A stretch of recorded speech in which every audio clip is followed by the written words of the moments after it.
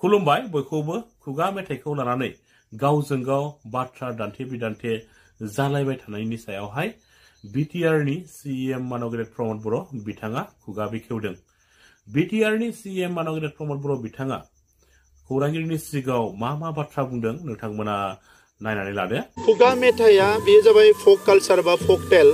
बेवहाय गोजाम जोंनि जि थासारिफोर एबा हारिनि जि डिस्टिंक्टिभ मोनसे कालचार जोंहा जायखौ बुङो मारायजों गोरोबै। दा बेवहाय खुगा मेथाइ खनग्राया आरो खुगा मेथाइखौ जायफोर भिडिअ बानायदों बिथांमोना खुगा मेथाइ होननाय लोगो फक होननाय लोगो लोगोनो बेबायदि माखासे जिनिसफोरखौनो दिन्थिखागोन। दा बेखौ लानानै आं बारा कन्ट्रभारसि जानांगोन होननानै साना। खालि जेब्ला बबेबा मोनसे जिनिसखौ खनगोन एबा बबेबा मोनसे जिनिसखौ भिडिअ बानायगोन बेवहाय बेखौल' नायनांगौ जों माबा मोनसे बुंनो थांनायाव जाहाथे समाजाव माबा मोनसे नेगेटिभ इम्पेक्ट गोग्लैया। आदारवाइज फक कालचाराथ' बिदिनोखा।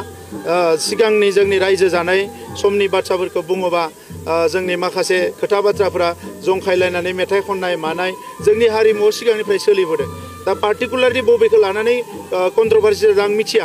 आदारवाइज फक कालचारा जोंनि अरायसम जोंनि हारिनि जि मोनसे गुबै जि थासारि बेखौ दिन्थिबोदों। दा बेखौ जोङो प्रिजार्भ खालामनानै लाखिनांगोन। आरजाथावै मेथाइ आखु दिन्थिनाय आरो आरजाथावै भिडिअ गान मेथाइ बेखौ आङो दुखु मोनो। जाहाथे जोंनि जायफ्रा भिडिअ बानायो फिल्म बानायो एलबाम बानायो बिथांमोना जाहाथे नोजोर होयो जे जोंनि हारिया मोनसे स्ट्रिक्ट कालचार आरो कास्टमनि गेजेरजों फैनाय हारि।